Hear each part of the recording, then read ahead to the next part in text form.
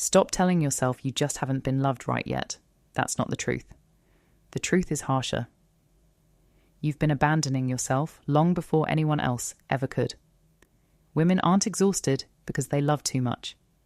They're exhausted because they pour devotion outward, while letting their own inner world decay in silence. You remember his favourite song.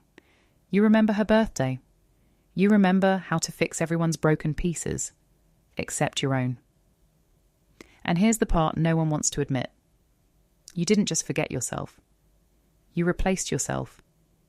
You turned your needs into background noise. You trained yourself to be chosen, instead of becoming someone who chooses.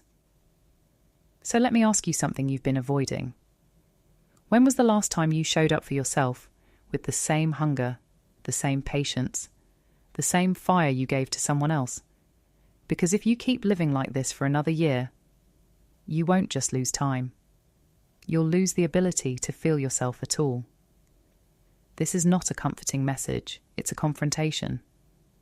And if you're ready, you're about to learn how to love yourself, like someone you would never dare lose. I remember the night it finally broke. Nothing dramatic happened. No screaming. No goodbye message. Just silence.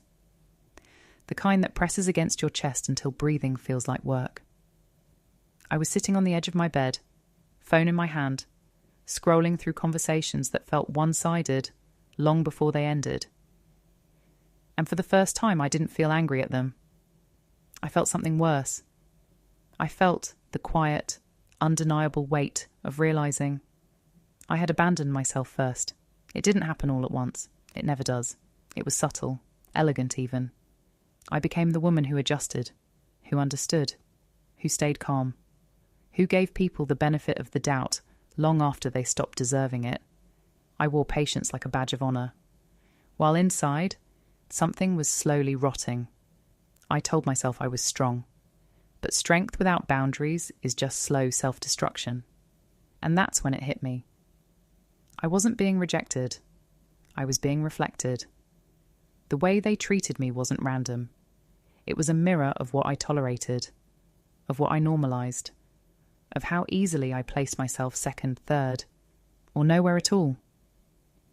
If you see yourself in this, don't look away. Stay here. Because this is the part most people skip. They want to jump to healing without understanding the wound. But if you don't name the betrayal, you'll keep repeating it. The truth is, I didn't need someone to love me more. I needed to stop loving myself less. And that realization, it wasn't comforting. It was brutal. Because it meant I had to take responsibility. Not for what they did, but for what I allowed to continue. That's when I discovered something that changed everything. Self-love is not a feeling. It's discipline. It's self-mastery. It's the decision to stop negotiating your worth based on who stays and who leaves. I used to think love meant closeness, constant presence, emotional intensity. But I was wrong. What I called love was often just attachment wrapped in fear. The fear of not being enough unless someone else confirmed it. And here's where the shift begins. You don't lose yourself in relationships because someone takes you away. You lose yourself because you slowly stop choosing yourself. Every time you ignore your intuition, every time you say yes when your body is screaming no, every time you shrink to avoid conflict, you teach the world a lesson. You teach them how to treat you. But more dangerously, you teach yourself that your needs are optional. And once that belief settles in, everything changes. You stop asking for what you deserve. You start settling for what feels familiar. You confuse attention with care and effort with value. I had to sit with that. No distractions, no validation, just me, and the uncomfortable truth that I had built a life where I was present for everyone, except myself. And that's when the Stoic lesson revealed itself. Not in a book, not in a quote, but in the way my own patterns unfolded. I cannot control who chooses me. I cannot control how long they stay. I cannot control how deeply they understand me.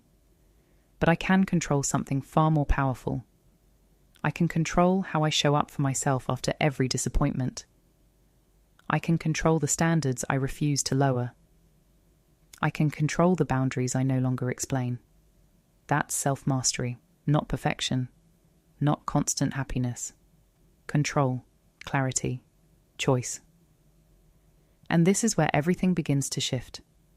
Because loving yourself like a passionate lover, it's not soft, it's not indulgent, it's not just candles and affirmations whispered into a mirror.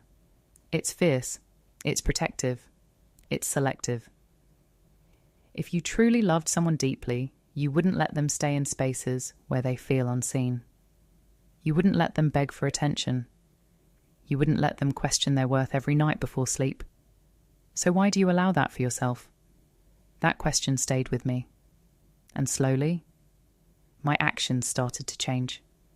I began asking myself simple, uncomfortable questions every day. What do I need right now? Not what do they need from me? What feels aligned?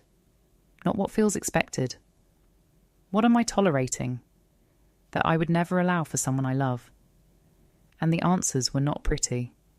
They exposed patterns, habits, attachments I had been protecting under the illusion of loyalty. But that's the thing about awakening. It doesn't make your life easier. It makes it honest. I started pulling away from environments that required me to shrink, conversations that drained me, dynamics where I felt like I had to earn basic respect. Not dramatically, not with anger, just quietly, consistently, with self-respect. Because real self-love doesn't need to announce itself. It shows up in what you stop allowing. It shows up in what you no longer chase. It shows up in the silence you choose, instead of explaining your worth to people committed to misunderstanding you. And then something unexpected happened. The more I chose myself, the less I needed to be chosen. Not because I became cold, but because I became whole. And when you reach that place, love changes. You no longer crave intensity. You crave alignment. You no longer chase attention. You recognize presence. You no longer abandon yourself to keep someone. You let them go to keep yourself. But this is where most people hesitate, because choosing yourself feels like loss before it feels like freedom. And that's why so many stay stuck. Not because they don't know what to do, but because they're afraid of what they'll have to leave behind to become who they're meant to be.